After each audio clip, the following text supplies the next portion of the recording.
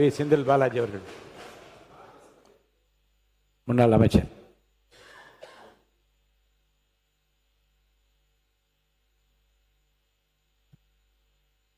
மாண்புமிகு பேரவைத் தலைவர் அவர்களே, ஒரு வார்த்தை பேசினால் மறு வார்த்தை பேசுவதற்கு எங்களுக்கும் தெரியும்.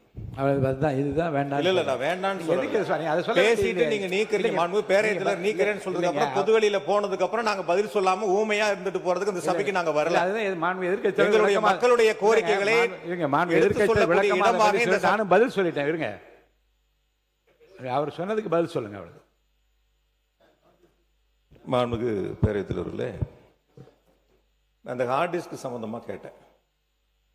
பொதுவெளியில மாண்புமிகு மின்துறை அமைச்சர் அவர்கள் சொல்லுகின்ற பொழுது சீரமைப்புகள், முறைகேடுகள், வார்த்தைகள் பார்த்தீங்கன்னா ஒவ்வொரு பத்திரிகையாளர் சந்திப்பிலையும் பெரிய தடிமனான வார்த்தைகளா பயன்படுத்துற மாதிரி ஒரு தோற்றத்தை உருவாக்குறார். அதான் எங்களுடைய எதிர்க்கட்சி தலைவர் போட்டதற்குரிய எங்களுடைய சின்னவரப்ப சொன்னாங்க காலையில். எது இருந்தாலும் நம்ம பதவி ஏற்றுக்கிட்ட கடமையை நிறைவேற்றக்கூடிய வகையில் ஒரு தவறுகள் இருந்தால் உடனுக்குடன் அதை சுட்டி காட்ட வேண்டும், அதன் மீது நடவடிக்கை எடுக்க வேண்டும். அதுதான் நம்ம உறுதிமொழி எடுத்துக்கொண்டதனுடைய அர்த்தம் நிறைவேறும். அப்படி இல்லாம துறையில் சில தவறுகள் இருந்தால் அல்லது முன்னால் உங்களுக்கு கண்களுக்கு அது தவறாக தெரிந்தால் உடனுக்குடன் அதை சுட்டி காட்டி நடவடிக்கைகளை மேற்கொள்ள வேண்டும்.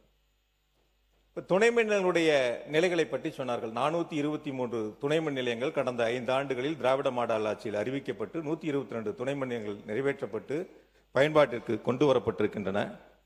நீங்க கொடுத்த வெள்ளை அறிக்கையிலேயே ஏறத்தாழ 122 துணை மின் நிலையங்கள் 10,109 கோடி ரூபாய் மதிப்பீட்டில் பணிகள் நடைபெற்று வருகின்றன என்று உங்களுடைய வெள்ளை அறிக்கையில் நீங்களே தெரிவித்திருக்கின்றீர்கள். அதற்கு 5,066 கோடி ரூபாய் செலவுகள் செய்யப்பட்டிருக்கின்றன, மீதம் இருக்கக்கூடிய பணிகள் நடைபெற்று வருகின்றன என்று சொன்னீர்கள். ஆகையால் கடந்த 5 ஆண்டுகளில் மின் உற்பத்தி அதிகரிப்பதற்கு அதற்கான புதிய திட்டங்களையும் புதிய மின் உற்பத்திக்கு ஏற்ப மின் விநியோகத்திற்கான வழித்தடங்களையும் கட்டமைப்புகளையும் உருவாக்குவதில் திராவிட மாடல் ஆட்சியினுடைய நாயகர் மாண்புமிகு முத்துவேல் கருணாநிதி ஸ்டாலினுடைய பொற்கால ஆட்சியில் மிக சிறப்பாக நடவடிக்கைகள் மேற்கொள்ளப்பட்டன.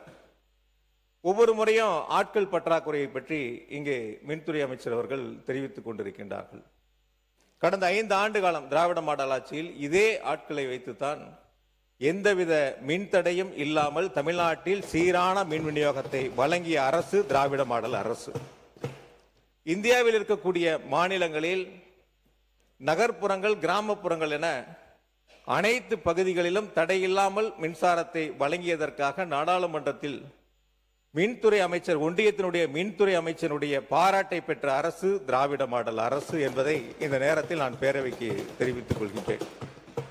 ஆக துணை மின் நிலையங்களுடைய அமைப்புகள் ஒரு பக்கம் இருக்கின்ற பொழுது கூடுதலாக மின் வழித்தடங்கள் எவ்வளவு அமைக்கப்பட்டிருக்கிறது என்று சொன்னால், இஎச்எட் லைனை பொறுத்த வரைக்கும் 4003 கிலோமீட்டர். இது நீங்க வெள்ளை அறிக்கையிலேயே கொடுத்திருக்கிறீங்க எவ்வளவு அமைக்கப்பட்டிருக்குங்கிறத.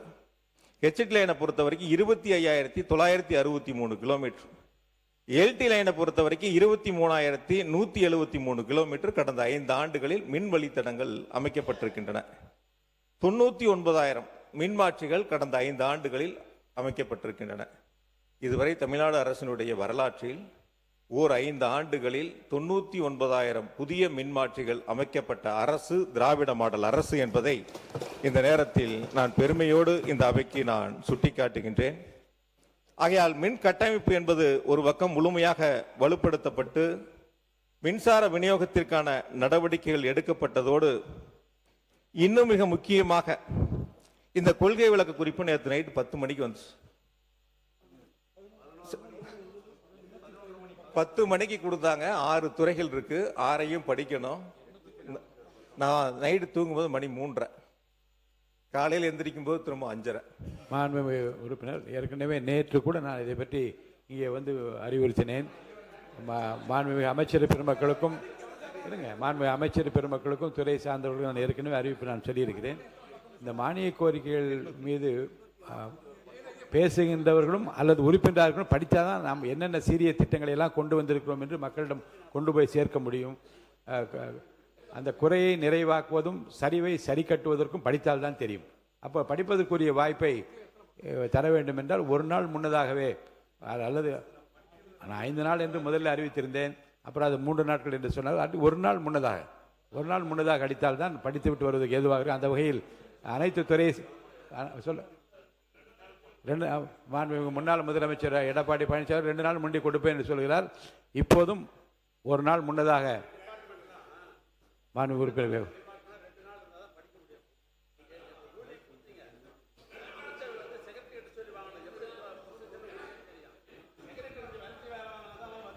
சரி மாண்புமிகு உறுப்பினர்களுக்கு ஒரு நாள் முன்னதாகவே அதை தர வேண்டும் என்று நான் மீண்டும் அவர்களுக்கு அறிவுறுத்த விரும்புகிறேன். மாண்புமிகு உறுப்பினர் பேசலாம். நீங்கள் மாண்புமிகு பேரவையாளர்களே நன்றி தெரிவித்துக் கொள்கின்றேன். மொத்தம் 6 துறைகளுடைய பக்கம் 834 பக்கம்.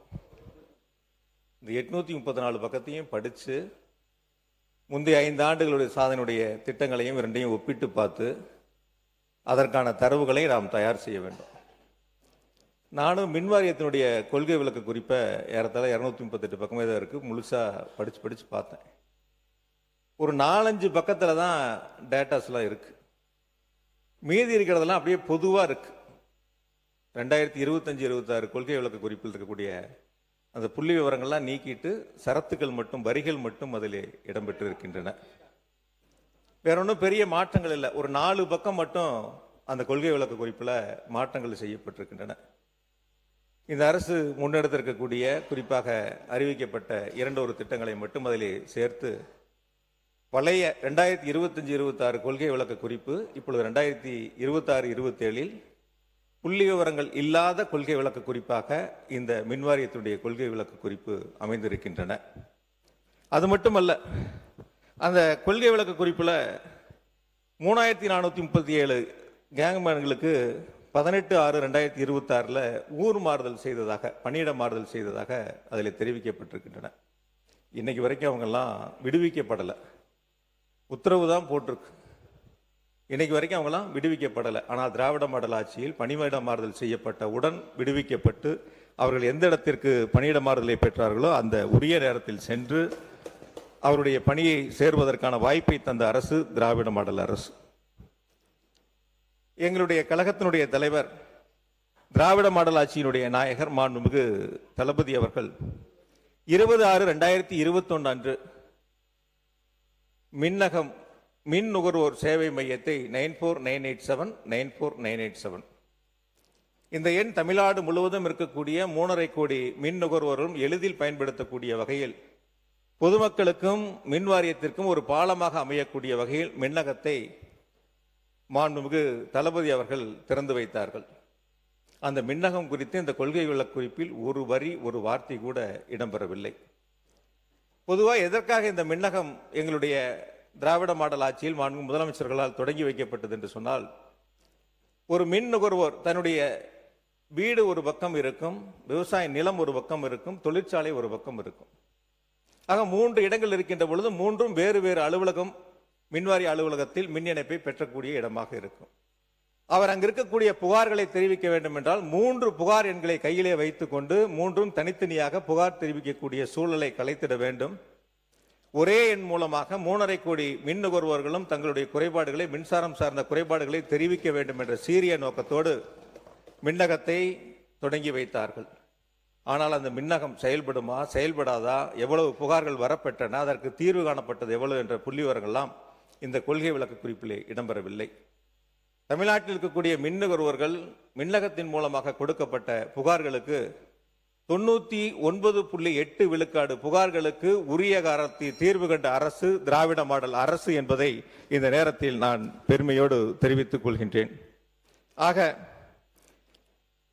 திராவிட மாடல் ஆட்சியை பொறுத்தவரை மின்சார உற்பத்தி ஒரு பக்கம் அதிகரிப்பு, இணைக்கப்பட்டிருக்கின்ற கனெக்டர் லோடு மின் பளு என்பது 2016-21 20,754 இருந்தது. 2021-25 23,158 மெகாவாட்டாக உயர்ந்திருக்கின்றன. உச்ச மின் தேவையை பொறுத்தவரை 2024-25 ஆண்டில் 20,830 மெகாவாட்டாகவும், ஒரு நாளடைய மின் நுகர்வு என்பது 2025 446 மில்லியன் யூனிட்டாகவும் உயர்ந்து ஒரு வரலாற்று சாதனையை நிகழ்த்திய அரசு திராவிட மாடல் அரசு என்பதை இந்த நேரத்தில் நான் பெருமையோடு சுட்டிக்காட்டுகின்றேன். அதேபோல 2000 உறுப்பினர் 20 நிமிடங்களை தாண்டி விட்டீர்கள். ஒரு 2 நிமிஷம் முடிச்சிருங்க. பொதுவா ஒரு அரசு எந்த அளவிற்கு செயல்படுகிறது என்பதை எடுத்துக்காட்டக்கூடிய இடமாக மின்சாரத்துறை விளங்குகின்றன. நாட்டினுடைய தொழில் வளர்ச்சி, வேலை வாய்ப்புகள் உருவாக்குவதில் அந்த சிறப்பு கவனத்தை பெறக்கூடிய வகையில் மின் விநியோகத்தினுடைய மின் நுகர்வினுடைய அதிகரிப்பு எந்த அளவிற்கு தொழில்துறையில் அதிகரிக்கிறதோ அதை பொறுத்துதான் தொழில்துறையினுடைய வளர்ச்சியும் அமைந்திருக்கும். அந்த வகையில் எல்டி தொழிற்சாலையினுடைய மின் நுகர்வு 2019-20 7315 மில்லியன் யூனிட் என்பது 2025-26 8500 மில்லியன் யூனிட்டாகவும், ஹெச்டி தொழிற்சாலையுடைய மின் நுகர்வு என்பது 2018-19 26532 மில்லியன் யூனிட் என்பது 2025-26 36,000 மில்லியன் யூனிட் என்ற அளவிற்கு உயர்ந்திருக்கின்றன. அனல் மின் நிலையங்களை பொறுத்தவரை வடசென்னை அனல் மின் நிலையம் ஸ்டேஜ் 3 பயன்பாட்டிற்கு கொண்டு வந்தவர் மாண்புமிகு தளபதி மு க ஸ்டாலின் அவர்கள். அதே போல உடன்குடி அனல் மின் நிலைய திட்டம், எண்ணூர் சிறப்பு பொருளாதார மண்டலம் உள்ளிட்ட பல்வேறு அனல் மின் திட்டங்களை முன்னெடுத்து அதை விரைவாக முடித்திட வேண்டும் என்று தொடர்ந்து மின்சார வாரியத்தை கண்காணித்து அதற்கு செயல் வடிவம் தந்த அரசு திராவிட மாடல் அரசு. அதனுடைய முதலமைச்சர் மாண்புமிகு தளபதி அவர்களுக்கு இந்த நேரத்தில் என்னுடைய நன்றி பணிவன்போடு தெரிவித்துக் கொள்கின்றேன். அதே போல அனல் மின் நிலையங்கள் மூலமாக தமிழ்நாடு மின்சார வாரியத்திற்கு சொந்தமான அனல் மின் நிலையங்கள் மூலமாக 2020-21 ஆண்டு 15,554 மில்லியன் யூனிட் உற்பத்தி செய்யப்பட்ட நிலையில் 2023-24 25,516 மில்லியன் யூனிட் உற்பத்தி செய்து படிப்படியாக தன்னுடைய சொந்த உற்பத்தியை அதிகரித்த அரசு திராவிட மாடல் அரசு என்பதை இந்த நேரத்தில் நான் பெருமையோடு சுட்டிக்காட்டுகின்றேன். அதே போல காற்றாலை மின்சாரத்தினுடைய நிறுவுதிறன் 1 கல்லானை ஒரு நிமிஷம் நன்றி சொல்லி முடிங்க. நன்றி சொல்லி முடிங்க. காற்றாலை மின்சாரத்தினுடைய நிறுவுதிறன் 1/4/2021 8565 மெகாவாட். இது தற்பொழுது 11,686 மெகாவாட். 5 ஆண்டுகளில் 3,121 மெகாவாட் அளவிற்கு காற்றாலை மின்சாரத்தினுடைய நிறுவுதிறன் உயர்ந்திருக்கின்றன. அதே போல ஒரு அரசினுடைய செயல்பாடுகள் அதனுடைய நிதிநிலையை பொறுத்து அதனுடைய செலவினங்கள், வருவாய் போன்றவற்றை பொறுத்து அமைகின்றன. அந்த வகையில் தமிழ்நாடு மின்சார வாரியத்திற்கு தேவையான அந்த நிதிகளை தந்து தமிழ்நாடு மின்சார வாரியத்தை காப்பாற்றிய முதலமைச்சர் மாண்புமிகு தளபதி மு க ஸ்டாலின் என்பதை இந்த நேரத்தில் நான் பெருமையோடு சுட்டிக்காட்டுகின்றேன். அதற்கு காரணம் தமிழ்நாடு மின்சார வாரியத்திற்கான அந்த வருவாய்க்கும் செலவுக்குமான இடைவெளிகள் ஏற்படுகின்ற பொழுது அதற்கான நிதிகளை முழுமையாக தந்து அந்த மின்சார வாரியத்தை காப்பாற்றி தந்தார். நான் இதை மாண்புமிகு நீர்வளத்துறை நிற்க சொல்லணும். மாண்பு நீர்வளத்துறை முடிச்சு நீங்க முடிச்சா என்ன இல்லை, நீங்க முடிச்சாச்சுங்க. உங்களை பொறுத்த வரைக்கும் முடிச்சாச்சு, அவ்வளோதான். அதுக்கு மேலே இல்லை. நன்றி சொல்லுங்க. திரும்ப அதே சொல்லிட்டு இருந்தா பாருங்க. இல்லை இல்லை இல்லை முடிங்க. ஒரு நிமிஷம். என்ன அவர் 5 ஆண்டு காலத்தில் அவர் அமைச்சராக அந்த முந்தைய அரசாங்கத்தினுடைய என்னென்ன பண்ணாங்கன்றதை விளக்கமாக சொல்றாரா? இப்போ இருக்கிற அரசாங்கத்துக்கும் இதெல்லாம் செய்யுங்க என்று சொல்லுகின்ற ஆலோசனையை சேர்த்து வழங்கியிருந்தா கூட ஒரு 2 நிமிஷம் நன்றி சொல்லுங்க. அதே தான் சொல்லிட்டு இருக்கேன். ஏற்கனவே அதுதாங்க நான் கொடுத்துட்டு இருக்கேன். மாண்பு பேரவைத் அதான் சுட்டி காட்டினேன். என்னென்ன இப்ப நன்றி சொல்லி முடிங்க. மாண்பு பேரவைத் தலைவர் அவர்களே, 2016-21 வருவாய் பற்றாக்குறை 58,534 கோடி மின் வாரியத்தினுடைய இழப்புகள். அதே 2021-26 34,447 கோடி. குறிப்பா 2020-21 14,542 கோடி மின் வாரியத்தினுடைய நஷ்டம். அது 2025-26 933 கோடியாக குறைத்து காட்டிய அரசு திராவிட மாடல் அரசு என்பதை இந்த நேரத்தில் நான் பெருமையோடு சுட்டி காட்டுகின்றேன். அதாவது வாரியத்தினுடைய செயல்பாட்டுக்கு ஒரே ஒரு உதாரணத்தை மட்டும் சொல்லி நேரத்தில் அருமை கருதி நிறைவு செய்கின்றேன். உலர் சாம்பல் விற்பனர் நம்முடைய அனல் மின் நிலையத்தில் அது 2020-21 ஒரு வருஷம் 92 கோடி வருமானம். அதே 2024-25 241 கோடி வருமானம். வட்டியை குறைப்பது, செலவினங்களை குறைப்பது, அதே போல மற்ற சிக்கன நடவடிக்கைகள் மூலமாக தமிழ்நாடு மின்சார வாரியத்தினுடைய இழப்புகளை குறைத்து அதற்கான திட்டங்களை முன்னெடுத்த அரசு திராவிட மாடல் அரசு என்பதை இந்த நேரத்தில் நான் பெருமையோடு சுட்டிக்காட்டுகின்றேன். சிறப்பு திட்ட செயலாக்கத்துறையின் மூலமாக எங்களுடைய சட்டமன்றத்தினுடைய எதிர்க்கட்சி தலைவர் அந்த துறையை மிக சிறப்பாக வழிநடத்தி ஒரே லைன் தான் சார். சார் ஒரு லைன் அவ்வளவுதான். இல்ல போதும் போதும் சார் ஒரே லைன். இல்ல போதுங்க. மாண்புமிகு அமைச்சர் பதில் சொல்லுங்க. போதுங்க. You should have some compassion on என்ன நடக்குதுன்னு பண்ணி தெரிஞ்சுக்க முடியாது. உட்காருங்க. இதுங்க திருப்பி இப்பதான் சிறப்பு திட்டத்துறைக்கு அவர் போனா எப்ப முடிக்கிறது? அது உட்காருங்க. அவர் இதை சொல்லட்டும். இல்ல மாண்புமிகு மின்துறை அமைச்சர் சொல்லிட்டேன். உங்களை அனுப்புறேன். மாண்புமிகு பேரவைத் தலைவர் அப்ப நன்றி சொல்லி முடிங்க. நீங்க முடிங்க. உட்காருங்க. ஒரே வரி இறுதியாக மாண்புமிகு மின்துறை அமைச்சர் அவர்களுக்கு தமிழ்நாடு மின்சார வாரியத்தினுடைய கடன் 2,47,000 கோடி என்று பல்வேறு காலகட்டங்களை சுட்டிக்காட்டியிருந்தால் கடந்த காலங்களில் 1,59,000 கோடியாக இருந்தது. ஒரு ஆண்டுக்கு 15,000 கோடி வட்டி கட்டி அந்த கடன் சுமை அதிகரித்திருக்கின்றன. ஒரே ஒரு கேள்வி மட்டும் இறுதியாக, தாவேக அரசில் 5 ஆண்டுகள் மின் வாரியத்தில் கடனே வாங்க மாட்டீர்களா? கடன் அதிகரிக்காதா? புதிய திட்டங்களுக்கு அரசு நிதிகளை கொடுக்குமா? அல்லது முதலமைச்சரிடத்தில் நிதிகளை கேட்டு மின் வாரியத்தினுடைய கடன் சுமை ஏறாமல் நீங்கள் பார்த்துக் கொள்வீர்களா என்பதை மட்டும் இந்த பேரவைக்கு தெரிவிக்க வேண்டும் என்று கேட்டு, தமிழ்நாடு மின்சார வாரியம் என்பது திராவிட மாடல் ஆட்சியில் மக்களுக்கு மின்வெட்டில்லாத மாநிலமாக, விவசாயிகளுக்கு 24 மணி நேரம் மும்முனை மின்சாரம் வழங்கிய அரசாக திராவிட மாடல் அரசை நடத்தியவர் மாண்புமிகு முத்துவேல் கருணாநிதி ஸ்டாலின் என்பதை இந்த பேரவைக்கு தெரிவித்து நன்றியோடு நிறைவு செய்கிறேன். நன்றி, வணக்கம். பேரவைத் தலைவர்களே, தொகுதி கோரிக்கை சம்பந்தமா உங்கள்கிட்ட எழுதி கொடுத்தாரு, நீங்க அவையில் பதிவு செய்து கொள்ள வேண்டும் என்று கேட்டுக்கொள்கிறேன். மாண்புமிகு மின்துறை அமைச்சர் அவர்கள். மாண்புமிகு பேரவைத் தலைவர் அவர்களே, நமது சட்டமன்ற உறுப்பினர் சொல்ற போது, அதாவது 3000க்கும் மேற்பட்ட கேங்மேனுடைய டிரான்ஸ்ஃபர் பத்தி சொல்லியிருந்தார். நாங்கள் குறிப்பிடப்போ அதான் சொல்லியிருக்கோம். அதாவது இங்கே ஆட்கள் பற்றாக்குறை கண்டிப்பா இருக்கு. பற்றாக்குறை காரணமாக ஒரு சில இடங்களில் அவர்களுக்கு தேவையான பேக்கப் ஆள் இல்லை, அதனால டிரான்ஸ்ஃபர் பண்ண முடியல.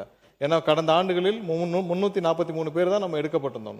ஸோ அது ஒரு முக்கியமான விஷயம். அடுத்ததாக ஏதோ செய்தியாளர் சந்திப்பின் போது ஏதோ தடித்த வார்த்தைகளால் ஏதோ முறைகேடுகள் அப்படிலாம் சொன்ன மாதிரி சொன்னார். நாங்கள் எதுவும் சும்மா பொத்தம் பொதுவான யாரும் எதுவும் சொல்லலை.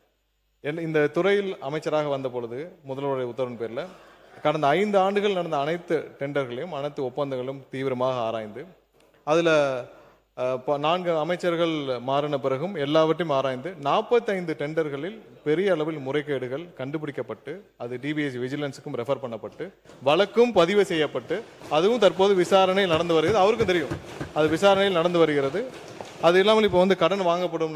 ஏன்னா இது தனி நிறுவனம், இது கார்பரேஷன், இது பொதுத்துறை நிறுவனம். இந்த நிறுவனம் இது ஒரு அளவுக்கு தான் அரசு இதுக்கு நிதி கொடுக்குமே தவிர இது தானாக இயங்க தாங்க இயங்கக்கூடிய ஒரு நிறுவனம்.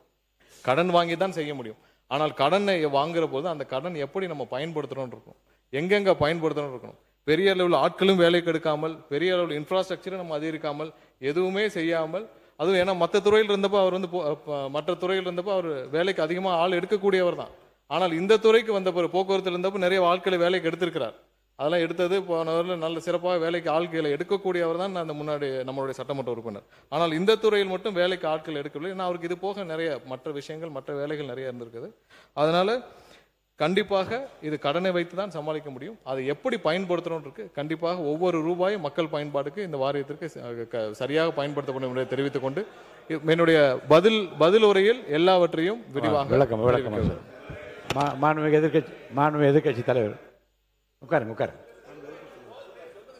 சொல்லுங்க.